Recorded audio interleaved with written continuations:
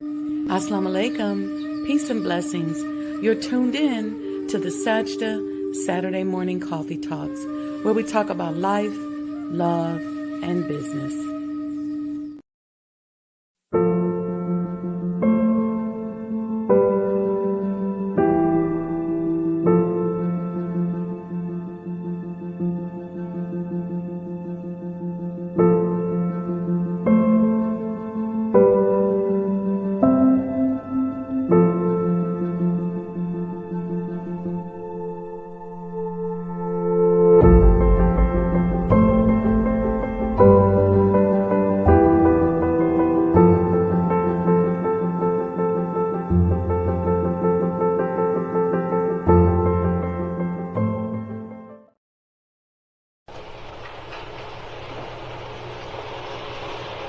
O Allah, guide me among those whom Thou hast guided aright, and preserve me among those whom Thou hast preserved, and befriend me among those whom Thou hast befriended.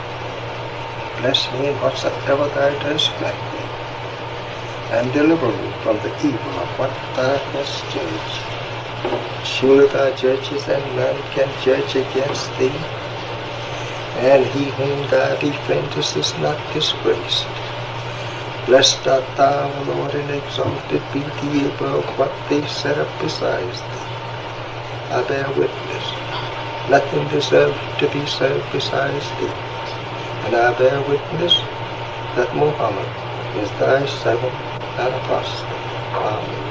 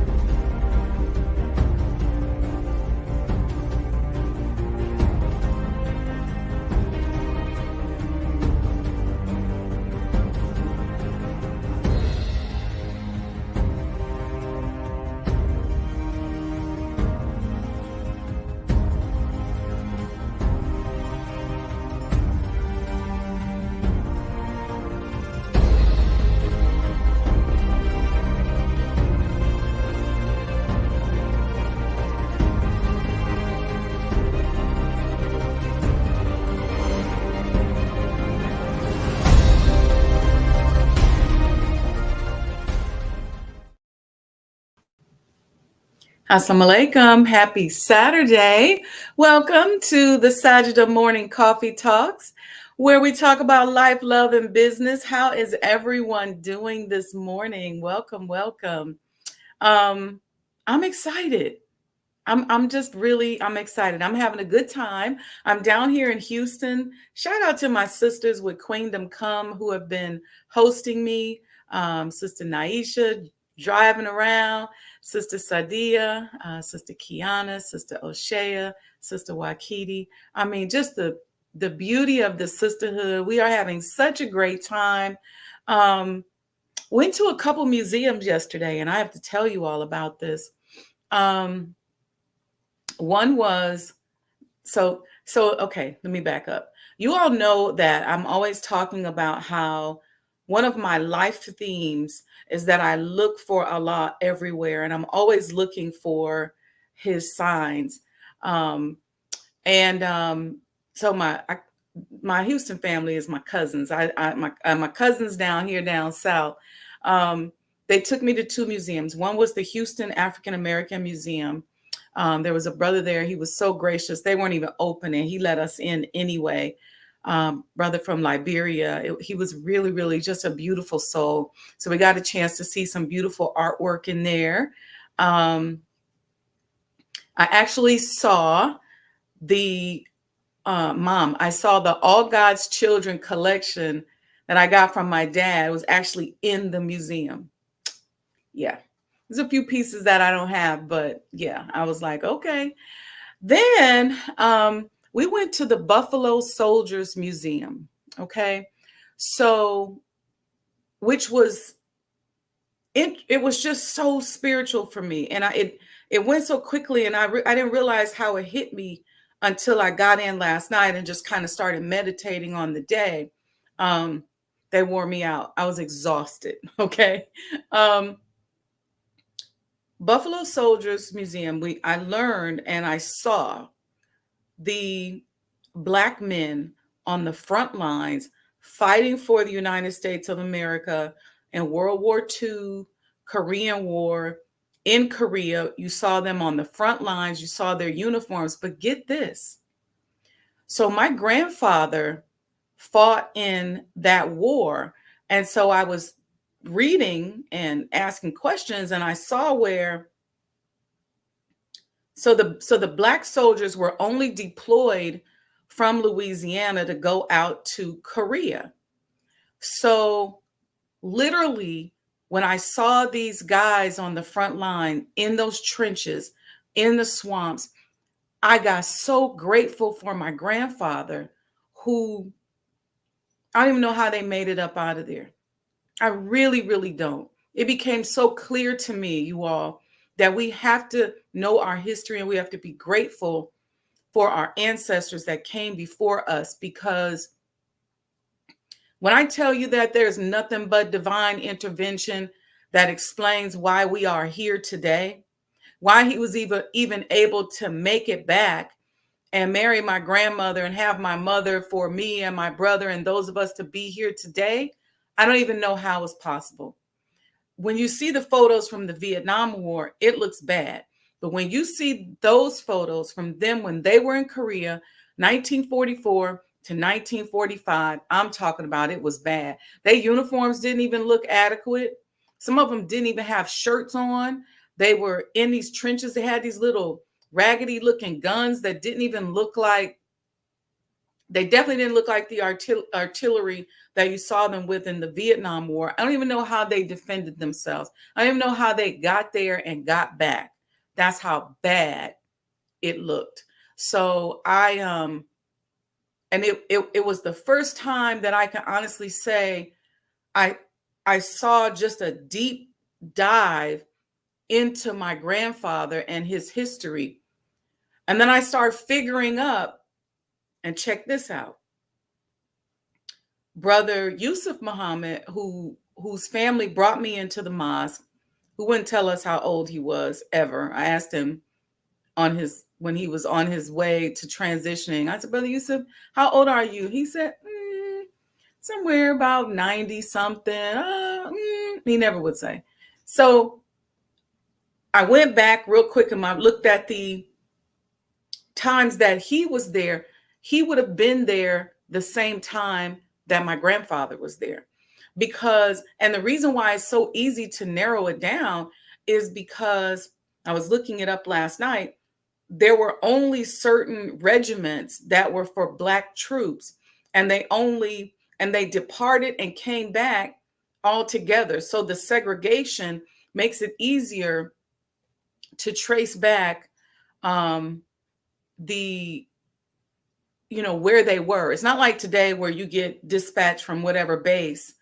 They all had to converge on Louisiana, do their basic training, and get dispatched from there. So it was a really interesting and touching experience. And as I was going through it, I didn't quite realize it, but I started just going through the notes in my brain and looking at the dates, and I was just like, wow. So I'm grateful. And we thought we didn't have enough time to go to the Buffalo Soldier Museum because we don't want to be late for Juma prayer. And we had a beautiful, beautiful Juma prayer service. Thanks to brother Ansari.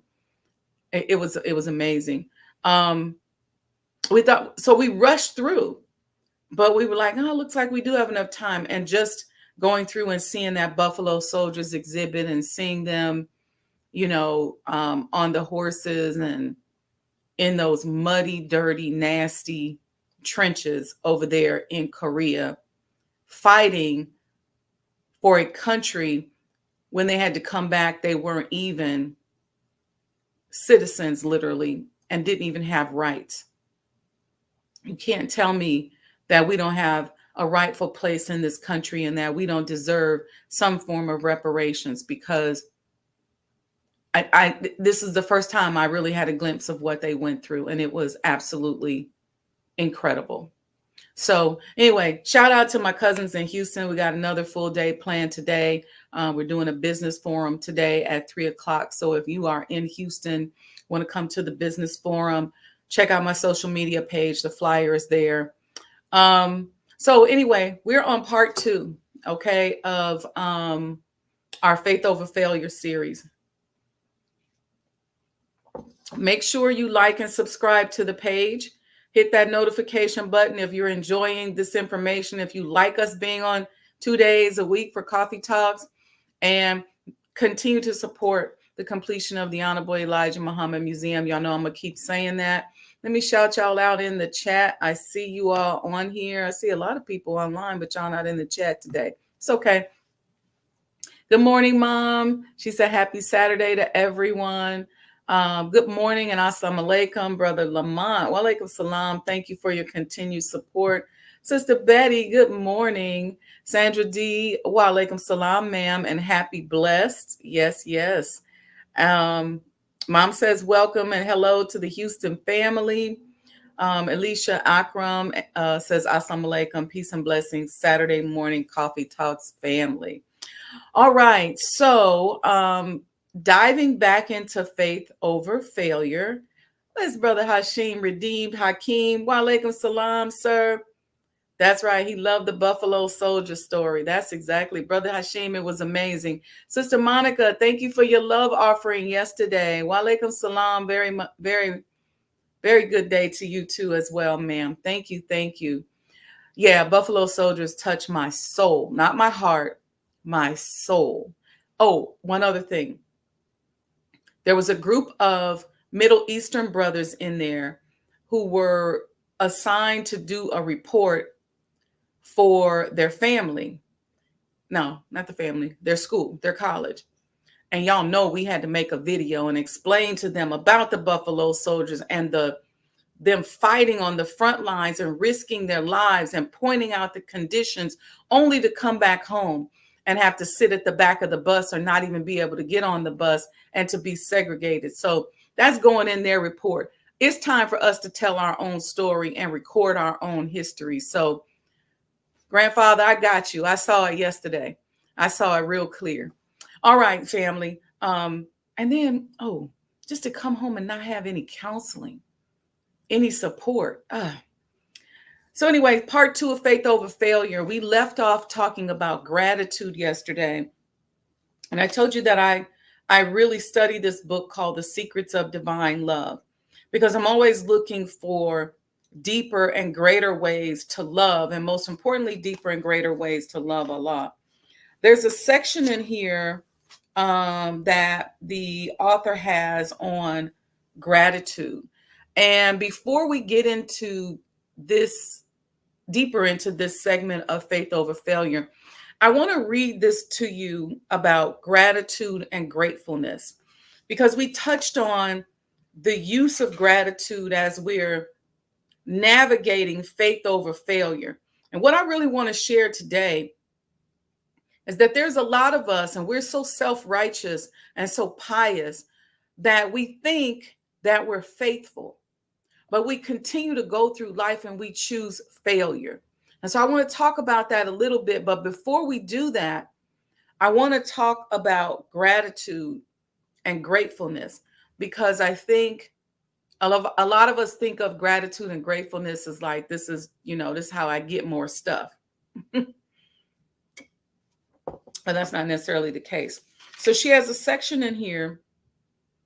This is again from The Secrets of Divine Love, called The Power of Gratitude. Okay. The English word gratitude, she says, comes from the Greek word gratis, which means thankful and pleasing. Okay. Somebody type that in the chat. Gratitude meaning thankful and pleasing, but also is said to be loosely related to the word grace. In essence, gratefulness is directly related to Allah because it is through the doorway of gratitude that we experience Allah's grace and generosity. As Allah profoundly states in the Holy Quran, Surah 14, Ayat 7, if you are grateful, I will surely give you more. She goes on to say that true gratitude, or shukr, is not based on your circumstance, but based on the state of your spirit. Our gratitude does not make God more generous. Rather, our gratitude makes us more receptive to receiving all that God continuously gives us. So what she's saying to us is it's about us being in the receptive mode. God don't need us to be grateful. He's already there. He already exists. He's already everything, all seeing, all knowing. What the problem is because we're pinched off from him. We need to learn ways so that we can be more receptive and open up to receiving and acknowledging what is already there and always accessible to us. Okay. Being in a state of gratitude is remembering that God loved us before we ever loved him. Let me say that again. God loves you and I before we ever loved him. He loves us so much that we're one big, beautiful, contiguous life.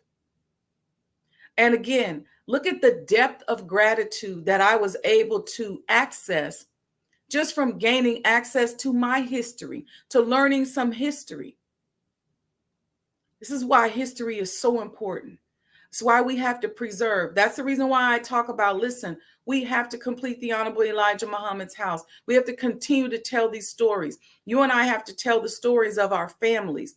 We have to know that history, because the deeper levels of gratitude in places like that we can experience those states of mind, the more often, I should say, the more we can open up to the infinite presence of Almighty God, Allah. She goes on to say, when we are grateful, check this out.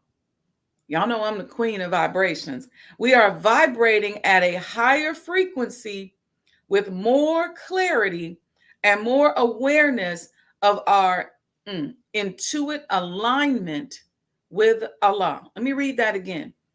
When we are grateful, we are vibrating at a higher frequency with more clarity and more awareness of our innate alignment with Allah. again, like I said, he's already there. He's everywhere. It's almost like when we're not breathing, when we're not grateful, it's almost like we're not breathing. It's almost like holding your breath and then holding your breath and writing on a note and saying to somebody, I can't breathe. And they're like, well, stop holding your breath. In through the nose, out through the mouth. Stop holding your breath and you'll have access to the air that you need in order to sustain your life. But if you keep holding your breath, you're going to die. That's what gratitude is. Let's move on. She says gratitude is not an emotion. Did y'all know that? Gratitude is not an emotion. It is more a state of mind and heart. So let's put that in the chat. Gratitude is not an emotion. Gratitude is not an emotion. Gratitude is a state of mind and heart. Gratitude is a state of mind and heart. And I want you all to think about when you're not grateful, it's like holding your breath and saying you can't breathe. All you have to do is be grateful, and you can breathe more of that life-giving energy into you. She says states of mind are different than emotions because they are like channels on a radio that we can consciously choose to dial into. When we are only thankful, when we get what we want, then our gratitude is a product of our ego. True gratitude blossoms through the practice of praising the divine, regardless of the outcome we desire. So praising God, no matter what it is you want, no matter what happens, you praise God. So no matter what happens, you keep breathing. Sincere gratitude is birthed from the womb of humility, because it is only when we truly believe that God is the best of planners, that's from Surah 8, verse 30, that our gratefulness is no longer dependent on our outer circumstances, which constantly change, but on a God who is unchanging and eternal. Let's see, I highlighted something else. Gratitude is the opposite of entitlement and self-management. So a lot of people like to think they're doing so much, they self-managing. Gratitude is the opposite of that. It's the opposite of entitlement and self-management. True gratitude blossoms from the soil of complete trust and surrender to God's perfect will. Ingratitude, meaning being not grateful, is one of the greatest enemies of faith.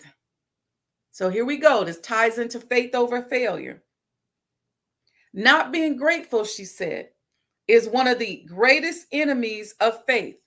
So in the chat, let's put in ingratitude is one of the greatest enemies of faith.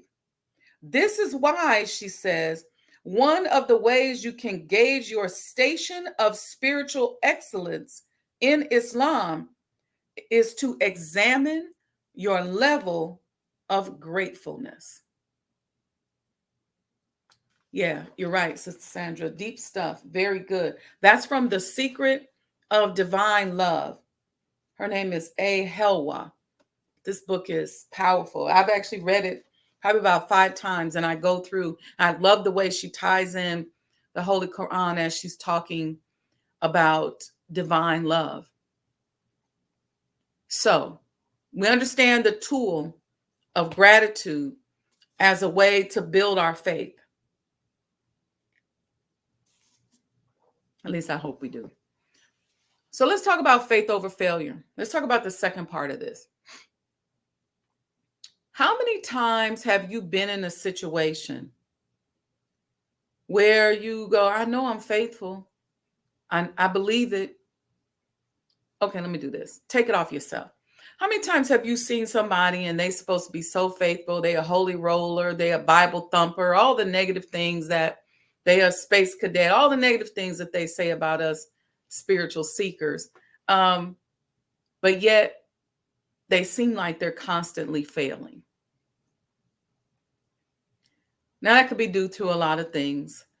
Sometimes it's timing, sometimes it's just the type of project or the type of whatever it is that we're working on. It requires more time. It requires us to go deeper into our soul. It could be a number of things, but do you know that one of the main things is because in the nation, we like to say because we believe in a spook God. A lot of it is because we're so hypocritical and fake and phony. I'm going to keep it real.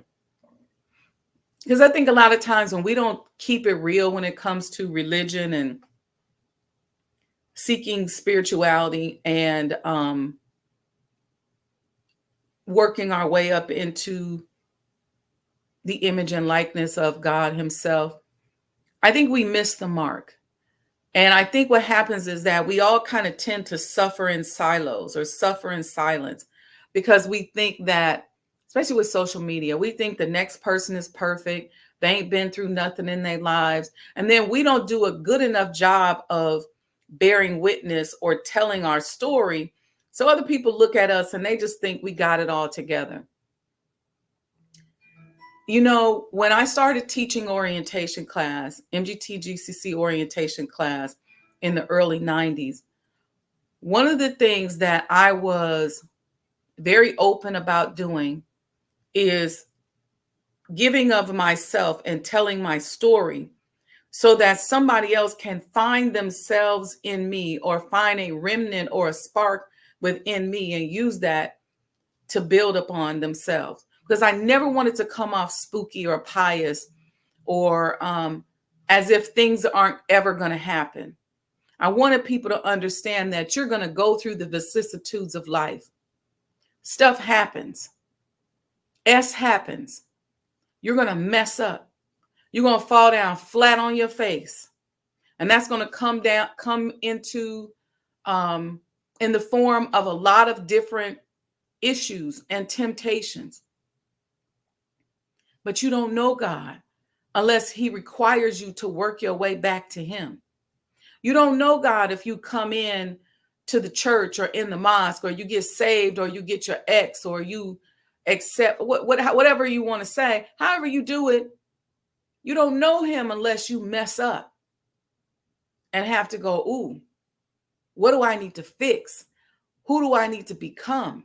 What do I need to change in order to get back to him, in order to grow? If he don't break you open, you'll never know him because you'll only be able to breathe as deeply as the exercise that he puts you through.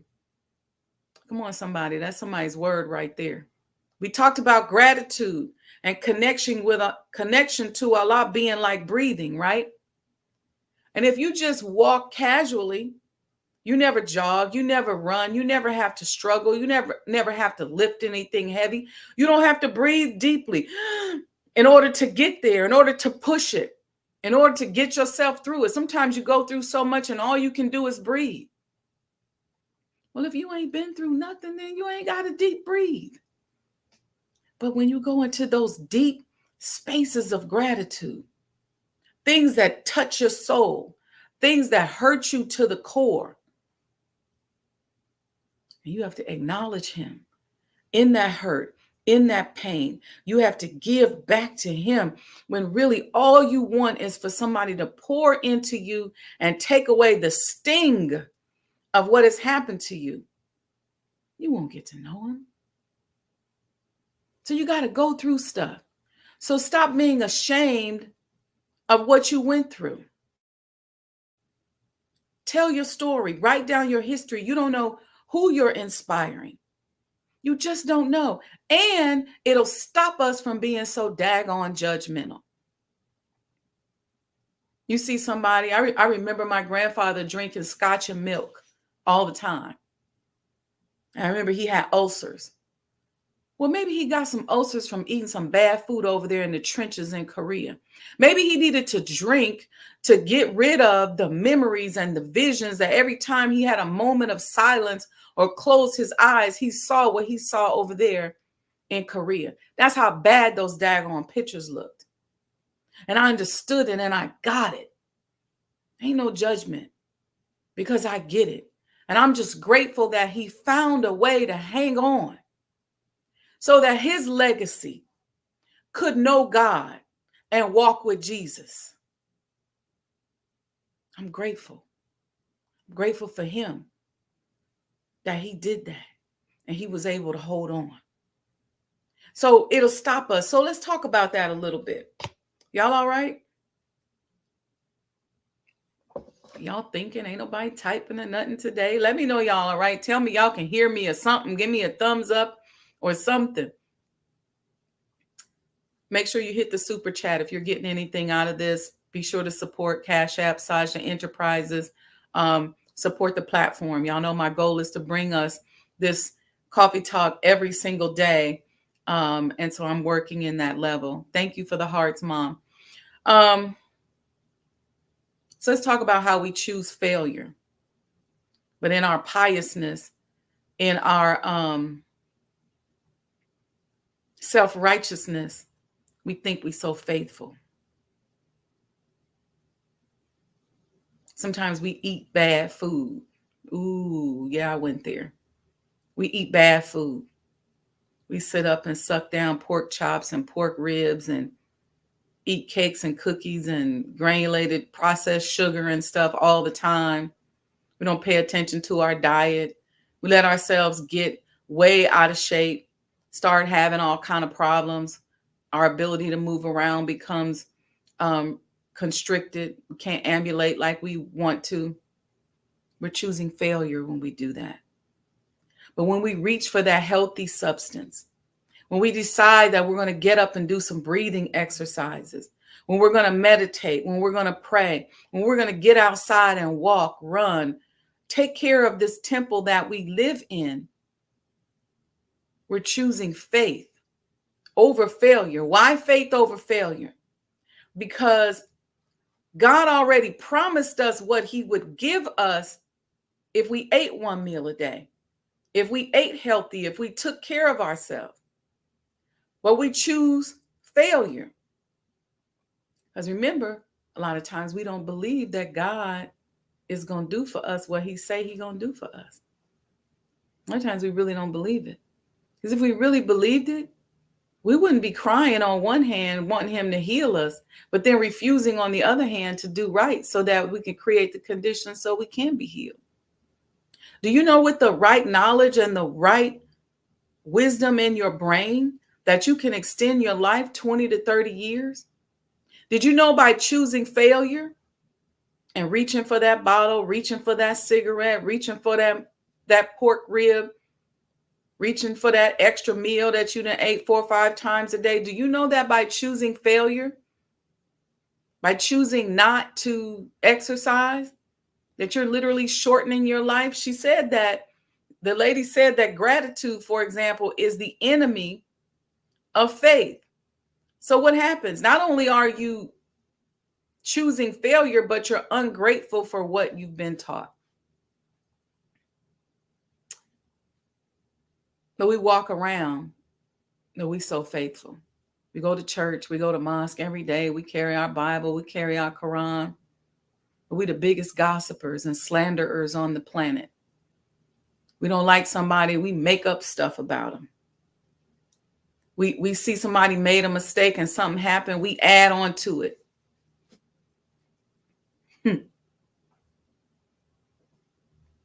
Guess what? We're choosing failure.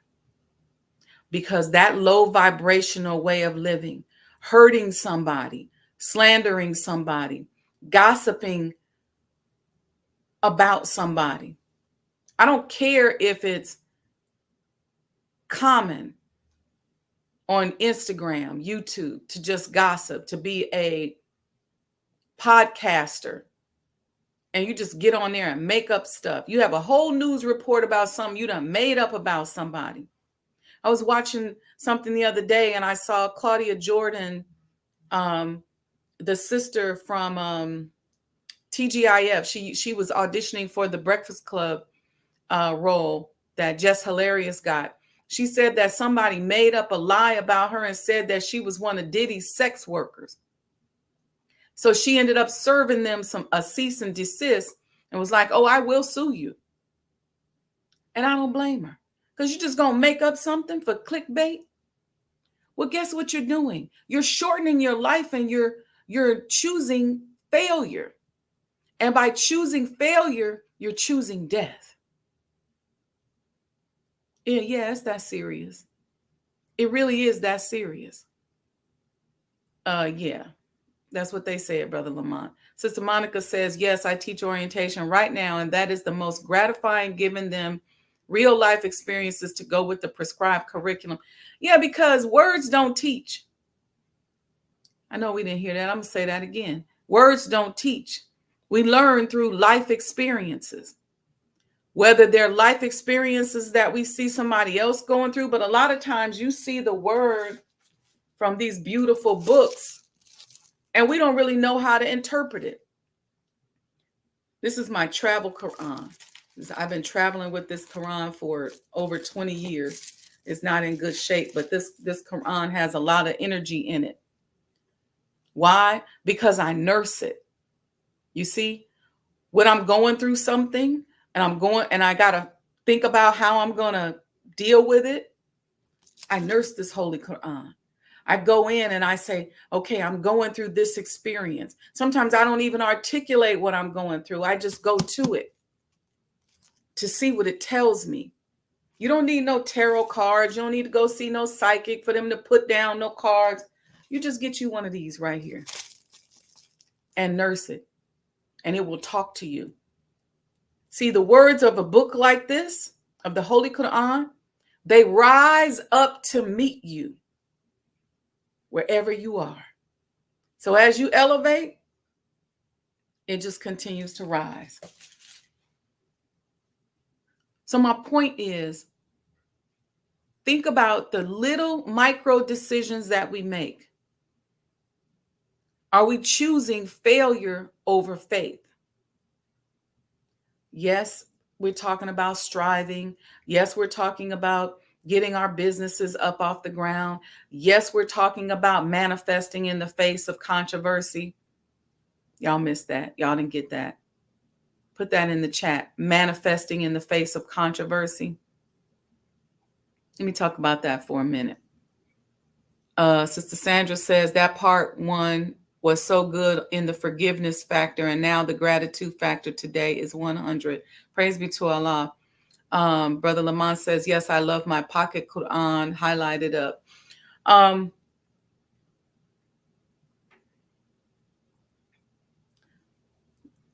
Manifesting in the face of controversy. A lot of us think that we can't manifest because it's chaotic or it's controversial. We have a lot going on. We're like, I can't think straight. Let me get myself together. That's a skill set.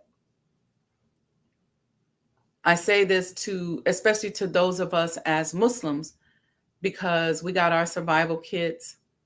We're ready, right? We're ready to survive the fall of America, famine, whatever faces us.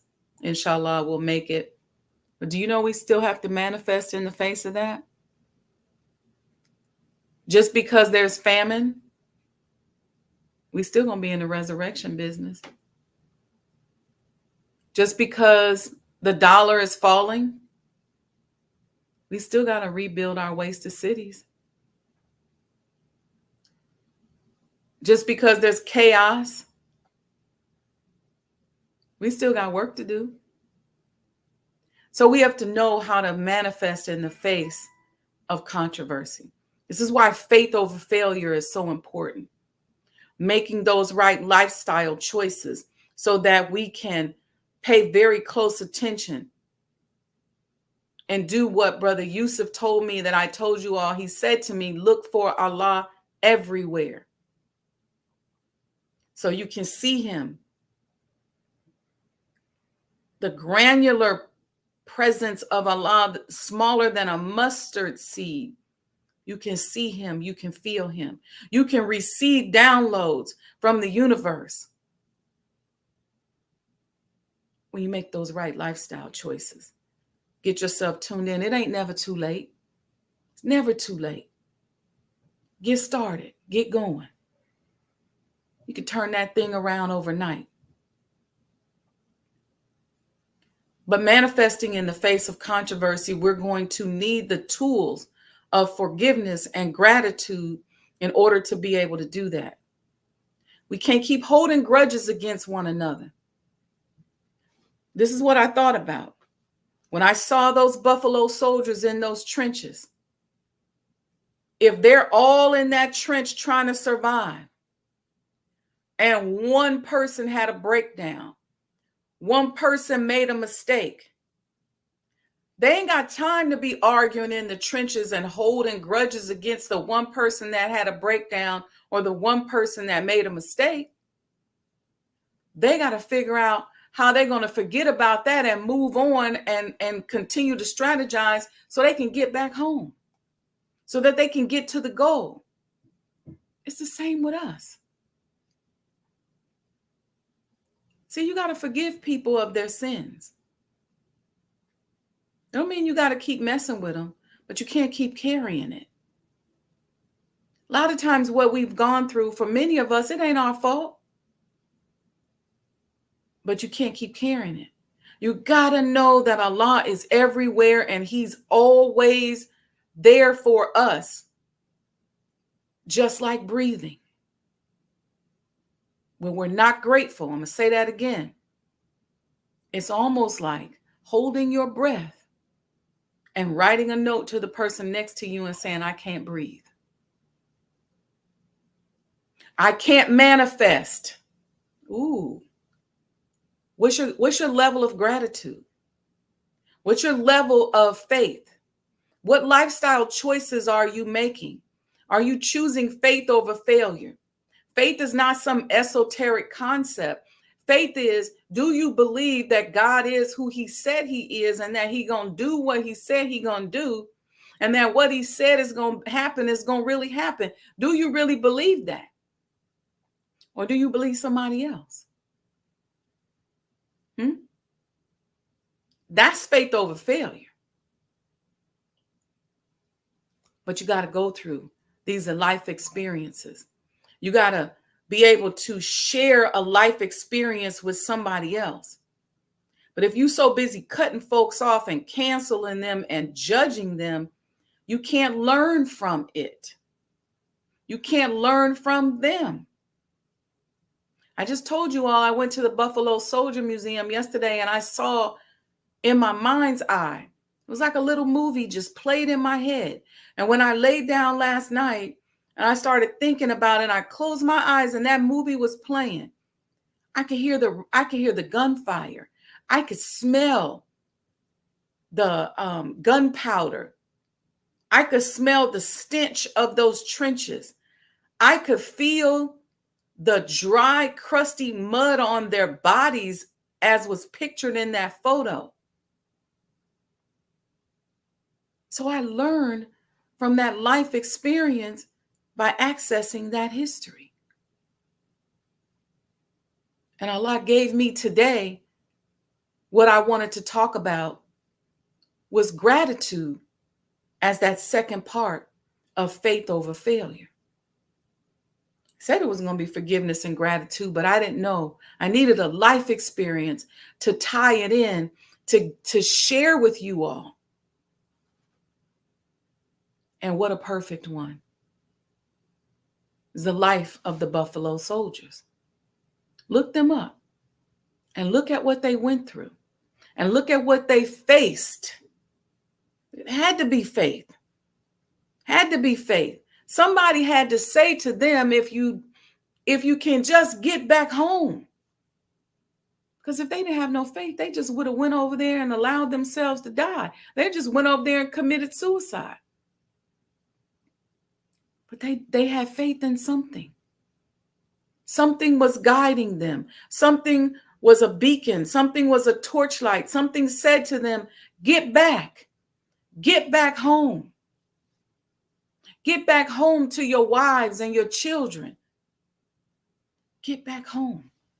And unfortunately, they didn't talk about their stories or what they went through because they came back into a space where nobody wanted to hear them.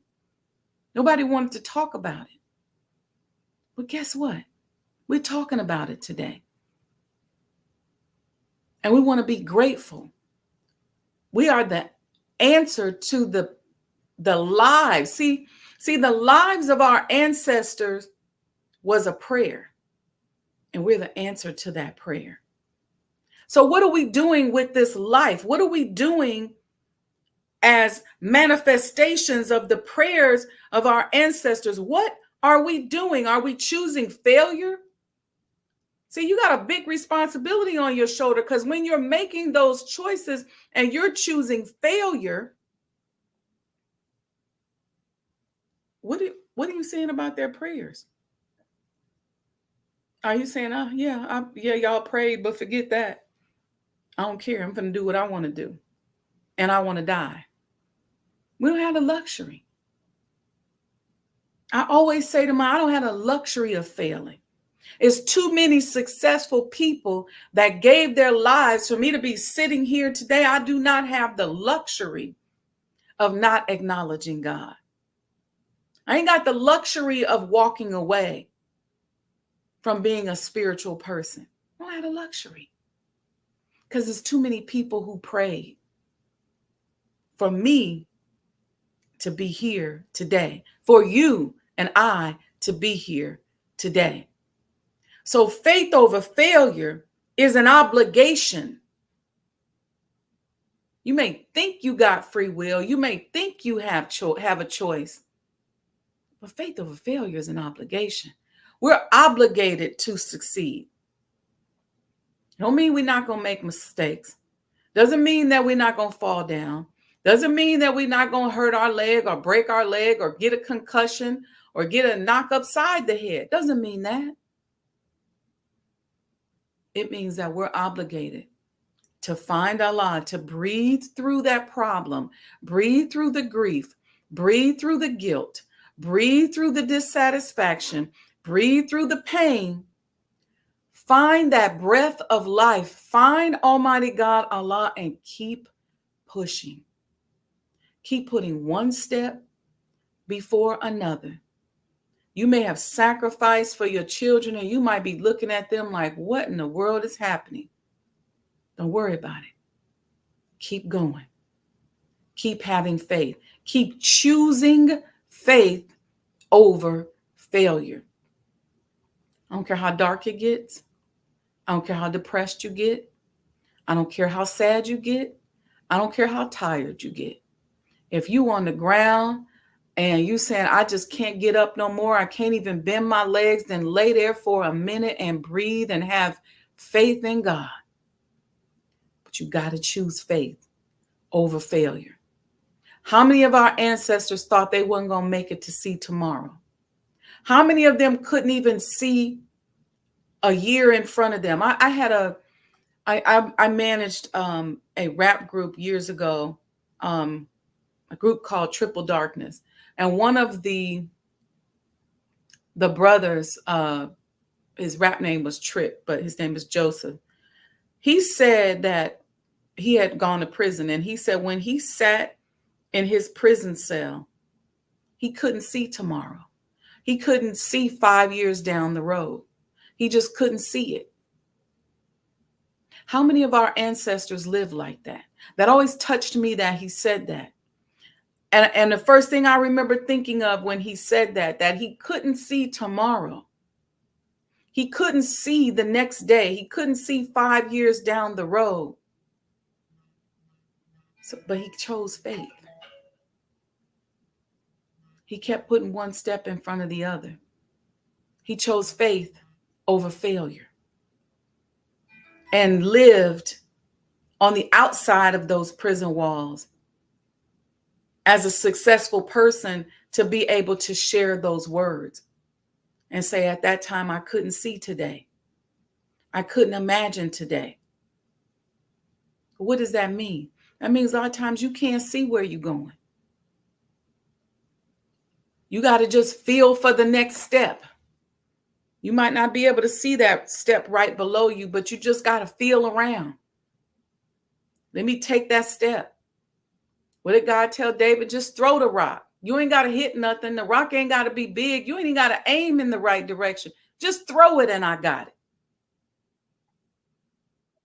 Faith over failure, family. Faith over failure is what we have to make sure that we're choosing here today. Let me see in the comments if you all have any questions. Brother Lamont says, that's right. Faith will sustain you in that darkness. Kayvon Williams says, hello and good morning. Sister Betty gave us the hands. So any questions? I think I got that out. I think I got that download dumped out on y'all. Go back, listen to yesterday again, listen to this one, share this with a friend and ask them to like and subscribe to the channel. We should have 1 million people following us. Let's shoot for that. Let's aim for that. I know a lot of times we get shadow banned and things like that. So that's why we have to make it go viral ourselves. So we have to tell somebody to tell somebody to tell somebody to tell somebody. We can't rely on YouTube to tell somebody, or maybe Facebook to tell somebody, or X to tell somebody. We have to share. We have to support. Okay, so hit that super chat button. You can subscribe to the channel. You can go to Cash App, Sajdah Enterprises, and give a love offering to support the platform to continue, so that I can continue to build it and we can just keep sharing and being a beacon of life, beacon of light out here on this internet. Again, shout out to my cousins down here in Houston. We'll share some pictures later. I'll give y'all a update on what we're doing. We have the business forum today at 3:30 and some other events around the country. And I know today for sure in Houston, we're feeding 750 of our friends. People would say homeless people or people in need.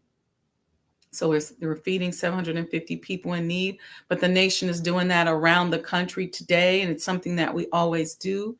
And so in celebration of Eid and the end of Ramadan, we're feeding down here in Houston, 750 people. I don't know how many we're doing in Chicago, but probably same or a similar amount, something like that. Okay, so like and subscribe. Follow me on social media, Sajdah Wendy Muhammad.